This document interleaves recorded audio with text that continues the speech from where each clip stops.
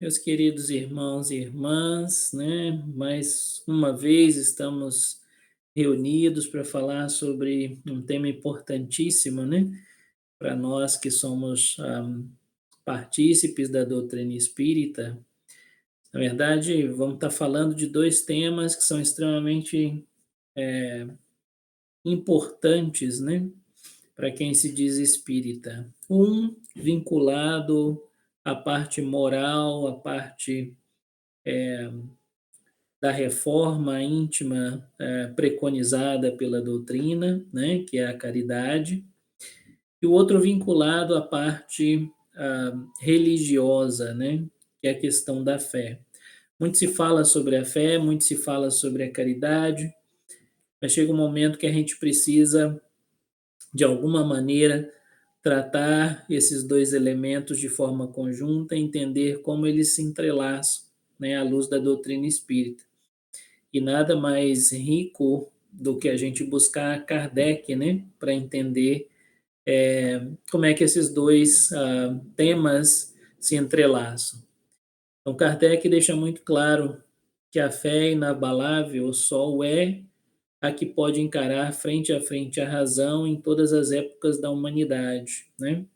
Ele preconiza o que ficou claro para a gente como fé raciocinada, é aquela fé onde eu consigo entender o motivo pelo qual eu me elevo a Deus, eu busco a Deus e busco ser um ser humano melhor.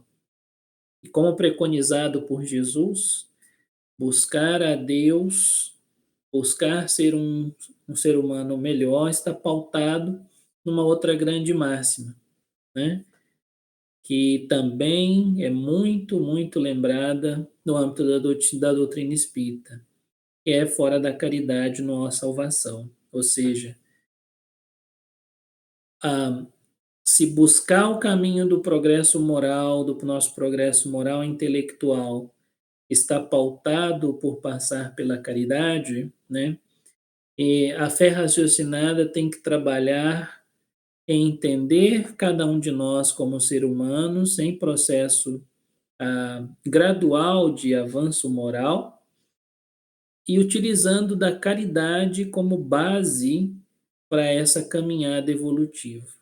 E é um pouquinho disso que nós vamos dividir com todos vocês ao longo dessa pequena conversa. Então, isso está lá no capítulo 19 do Evangelho segundo o Espiritismo, né, no item sobre a fé transporta montanhas, né, item 6 e 7.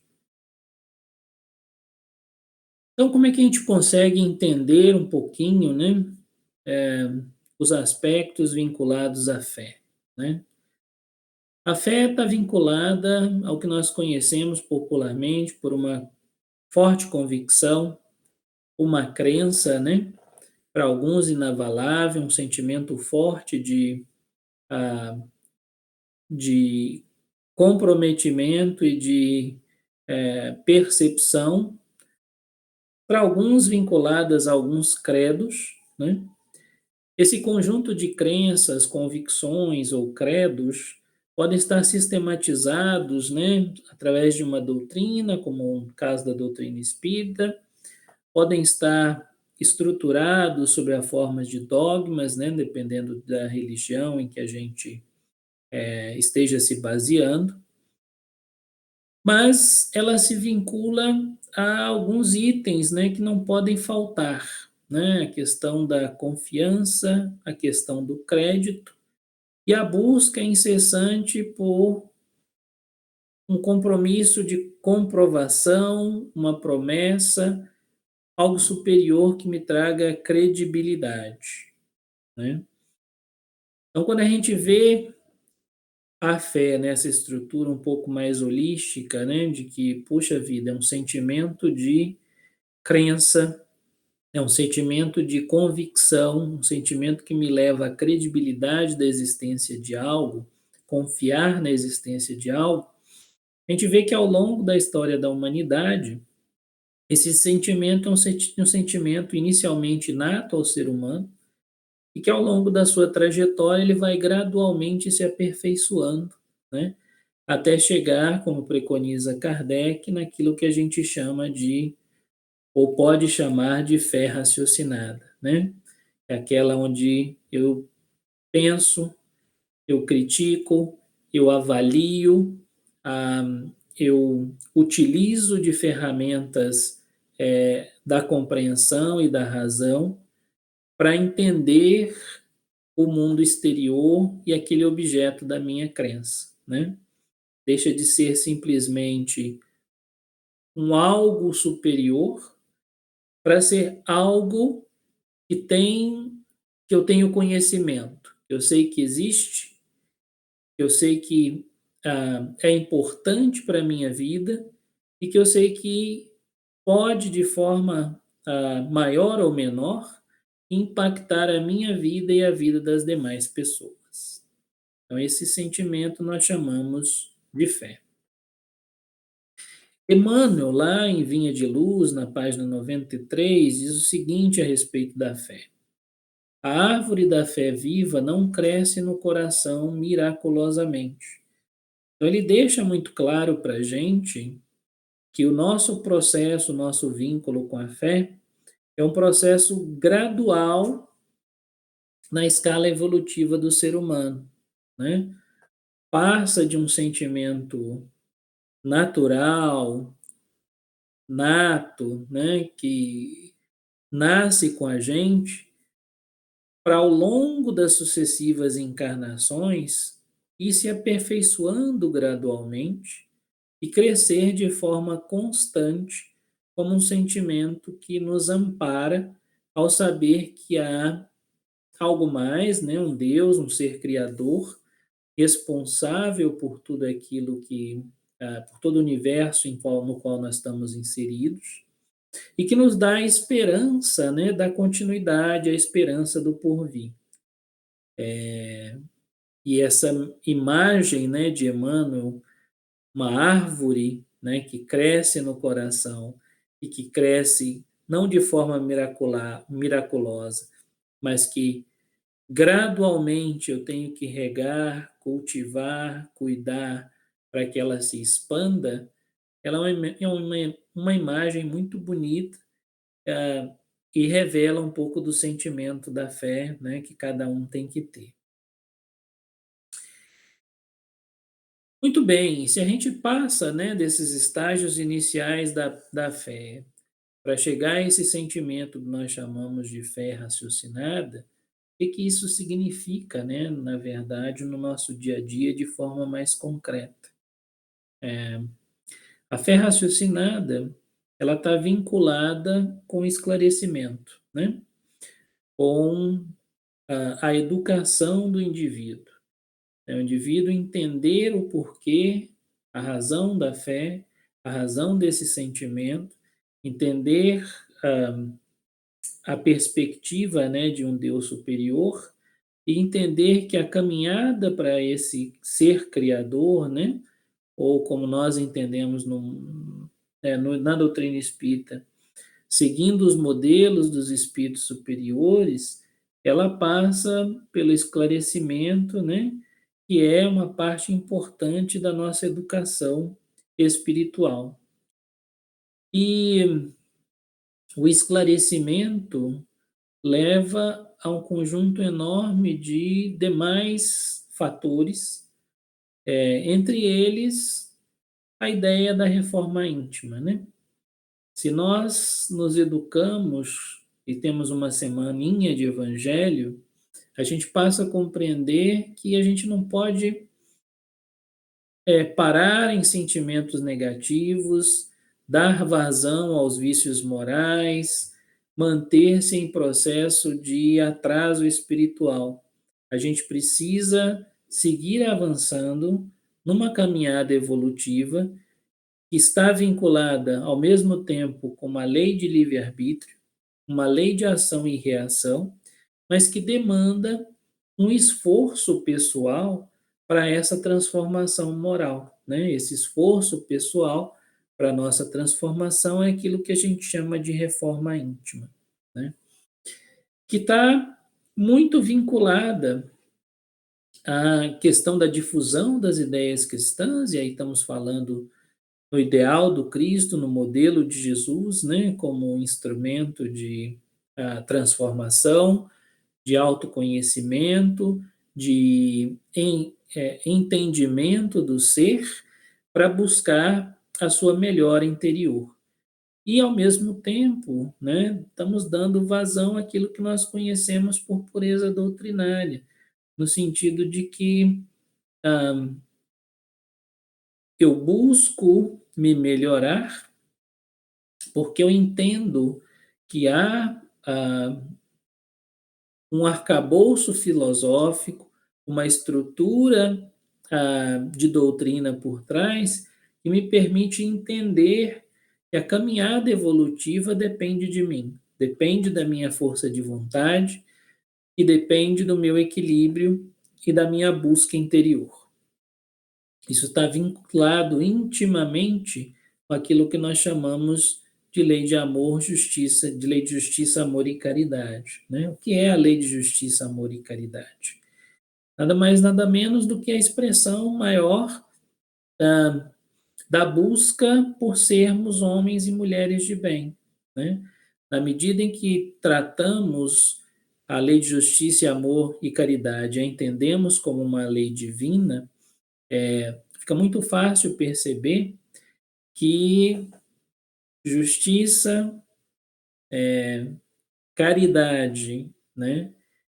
E esse sentimento belo, né, que nós chamamos de amor, o amor, não o amor ah, da literatura, da poesia apenas, né? Esse amor que Jesus nos ensinou, né, de amar ao próximo como a si mesmo, de amar a Deus sobre todas as coisas, de buscar a sua a melhor parte, né, a melhor parte de você de forma gradual, nos leva ou nos direciona para uma vida mais equilibrada, nos direciona no caminho da lei do progresso. E claro, para nós que somos espíritas, isso também proporciona duas coisas importantes, né? A formação de pessoas que possam transmitir, né, esse tipo de percepção para outras pessoas, sobre a forma de oradores, palestrantes, dialogadores com o mundo espiritual. E no campo da mediunidade, permite que a gente tenha o que se chama de mediunidade equilibrada ou educada, né? Que é o exercício da mediunidade com Jesus. E o exercício da mediunidade com Jesus, nada mais, nada menos, é do que a prática da caridade, né? Dar gratuitamente aquilo que recebemos gratuitamente. Entender a mediunidade como uma, ah, uma, uma capacidade inerente ao ser humano, né? Um dom concedido por Deus e pela equipe espiritual para que nós possamos fazer essa ligação entre o plano físico e o mundo espiritual. E se essa ligação ela é possível, que nós possamos utilizá-las a serviço do bem, né? A serviço do amor, a serviço da caridade. Quando falamos da prática da caridade, no exercício da mediunidade, estamos falando em não cobrar, né? Não pedir nada em troca. Estamos falando, né, no equilíbrio da prática mediúnica. Estamos falando na busca sincera por apoiar, auxiliar tantas pessoas quanto as quais compareçam na casa espírita, precisando, né, de um apoio do mundo espiritual. E aí o apoio existe de diversas formas, assim como existem diversas formas de expressão da mediunidade. Ah, então, a fé raciocinada, ela abarca um conjunto enorme, né, de itens onde os objetivos finais estão amparados, né, em três grandes ah, arestas, vamos dizer assim: a prática da caridade, a evolução vinculada à lei do progresso e, logicamente, a busca pelo exercício da lei de justiça, amor e caridade. Se retomamos, né, o aspecto da fé na teologia católica, né, ao longo da história, vamos perceber que ela nos apresenta virtudes tanto de estrutura humana quanto de feição teológica. Quando a gente vai para as virtudes do mundo teológico, estão ali a fé, a esperança e a caridade. Olha que interessante, a gente consegue fazer a ligação direta também aí na teologia católica das duas virtudes, né? Fé e caridade, passando, obviamente, pelo viés da esperança. A esperança de um futuro melhor, a esperança de um mundo melhor, a esperança de uma situação positiva na minha vida, a esperança na lei do progresso, a esperança no equilíbrio como ser humano. Né? Fé, esperança e caridade. Não é exclusivo da doutrina espírita, né? E aí tá, a gente trouxe a escultura, né, que está lá na Catedral do México, de Manuel Tolsa, que exatamente personifica, né, a fé, a esperança e a caridade.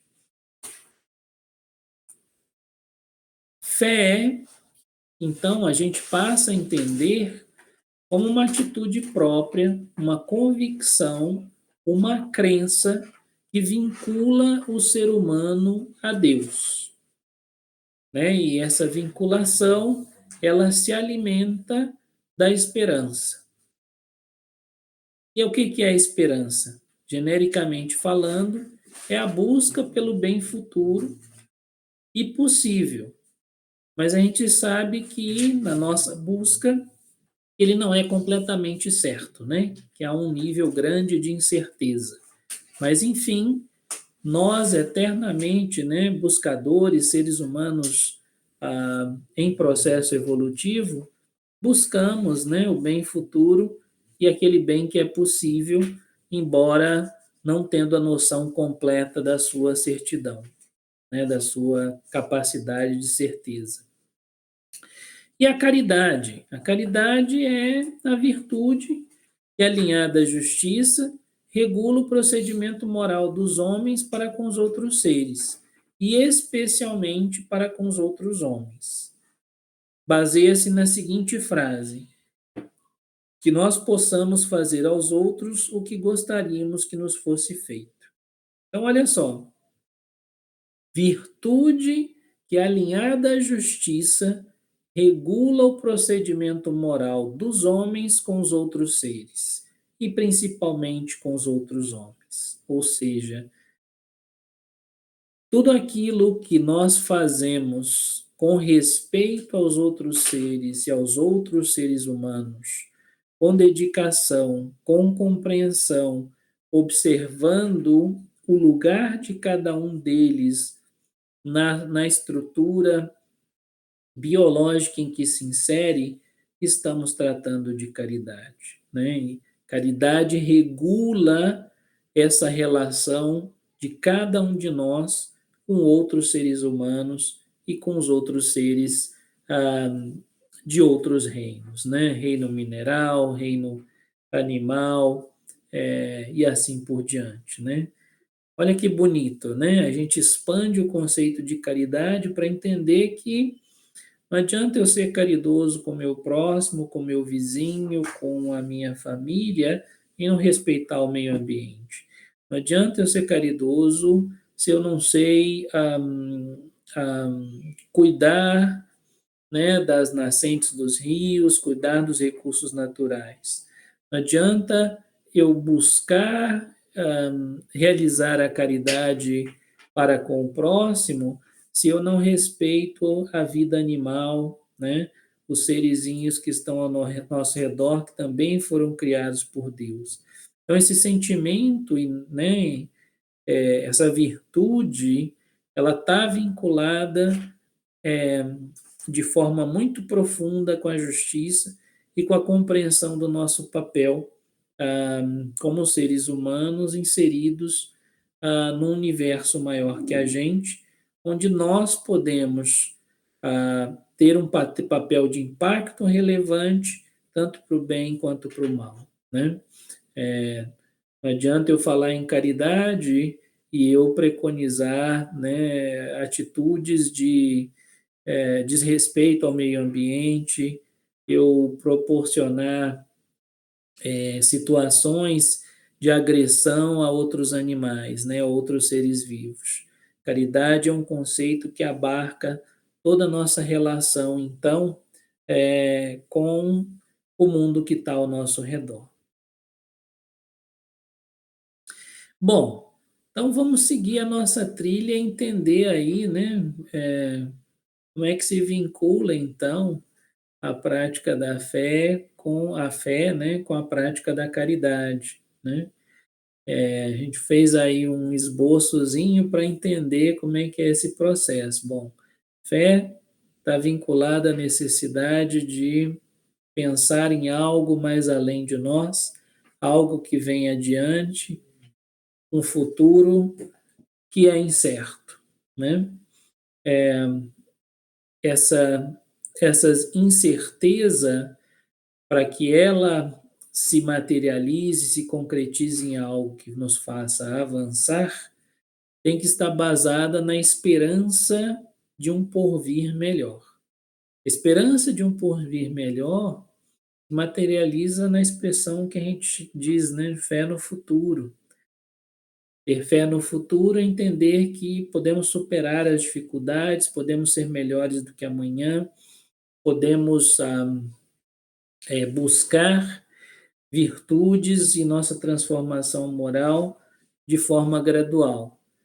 Isso leva a uma mudança de atitude moral, né, que envolve a busca da prática do bem. E a busca da prática do bem nos leva necessariamente à prática da caridade. Então, olha só o caminho que a gente vai percorrendo para a gente sair, né, do conceito de fé e chegar à prática da caridade, né? Ah, se a gente substitui, né, agora a fé pela fé raciocinada, o que que a gente encurta nesse caminho, né? O que que a gente agrega de valor, né, a esse gráfico? Primeiro, as incertezas, as dúvidas, elas se esvaecem. Porque a gente sabe que existe a certeza, a gente tem a certeza de um futuro melhor, a certeza da existência de um mundo espiritual, de espíritos superiores, de valores morais, de forma que a gente encurta ou retira, né, desse caminho as nossas dúvidas. Na medida que a gente tira desse caminho as nossas dúvidas, as nossas incertezas, a gente passa a diretamente buscar as outras virtudes, a esperança, a fé no futuro, a mudança, né, de atitude moral, que é preconizada através da prática da caridade, né? E aí a gente começa a pensar e entender de forma muito mais simples e muito mais fácil que fora da caridade não há salvação, né? Quando a gente passa a ter essa fé raciocinada que nos tira o véu das incertezas, né? Que nos dá certeza sobre o futuro, sobre a continuidade do espírito, sobre a continuidade da vida, sobre a continuidade das relações como seres humanos, e que, se tudo continua, precisamos então a cada dia buscar sermos melhores, né? Porque se há uma continuidade, significa que se nós não estivermos incessantemente buscando a nossa mudança interior, nós paramos no tempo, nós nos vinculamos ao passado, nós nos vinculamos a sentimentos baixos que vão atrasar a nossa caminhada evolutiva. Recorremos de novo, né, a Emmanuel. A fé é guardar no coração a certeza iluminada de Deus, com todos os valores da razão tocados pelo perfume do sentimento. Olha que bonito, né? A fé é guardar nos nossos corações a certeza, eliminamos todas as certezas. Estamos falando agora das incertezas, estamos falando agora da fé raciocinada. Guardamos no coração a certeza iluminada de um Deus superior, né? Que ilumina o nosso caminho, que nos proporciona esse ambiente ideal, né? Para a gente sentir segurança de seguir adiante, com todos os valores da razão, olha aí a fé raciocinada, tocados pelo perfume do sentimento. Ou seja, não adianta pensar em fé raciocinada se eu não busco melhorar as minhas virtudes, melhorar a minha condição moral, melhorar os meus sentimentos e a minha forma de me relacionar com os outros e com o universo ao meu redor, né? Que engloba os outros seres vivos, a natureza, né? E todas as relações que estão ao nosso redor.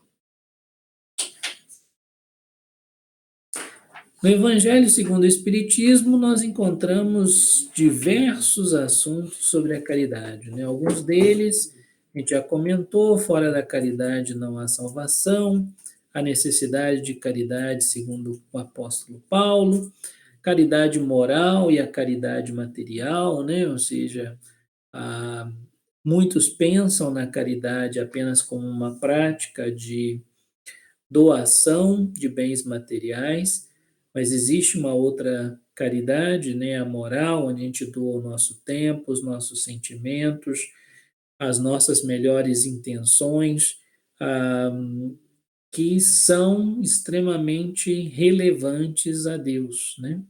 Relevantes à nossa prática evolutiva. Se a gente está doando o nosso tempo para um bem comum, né? Independente daquilo que a gente estiver fazendo, o exercício da mediunidade, o apoio a uma causa humanitária, a alguma atividade, né, de apoio à comunidade, o tempo doado, né, ele representa um pouquinho da gente, né, como pessoas, como espíritos em processo evolutivo, que nós estamos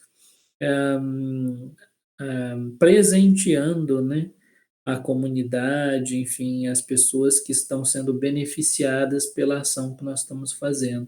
E aí não importa a ação, né, se é recolher lixo na praia, se é ajudar crianças ou idosos, se é a prática da mediunidade, né, com Jesus, buscando apoiar alguém, se é participando de campanhas, né, de roupas, de comida, apoiando os necessitados, não importa, né?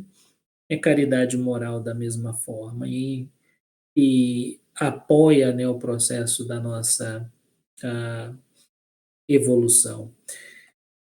Caridade para com os criminosos, né? Ou seja, lembrar, né, o que o Evangelho nos lembra, que O perdão, ele não deve ser dado só àqueles que nós conhecemos, mas o perdão deve ser levado também às pessoas, né, que nos ofendem, aquelas pessoas que nos maltratam, né? E buscar esse tipo de perdão é prática da caridade, né? Fazer o bem sem ostentação, né, que é um exercício importante preconizado pela doutrina espírita, né?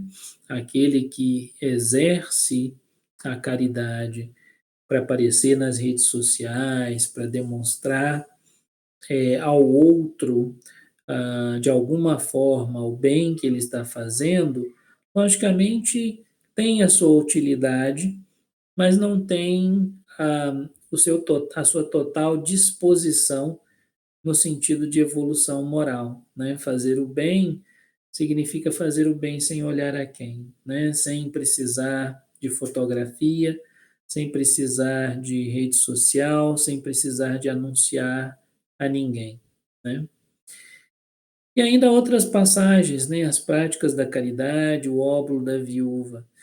Em todas elas, o fio condutor entre a fé e a prática da caridade é sempre a esperança, né? A esperança de um mundo melhor, a esperança de um futuro, a esperança na continuidade da alma.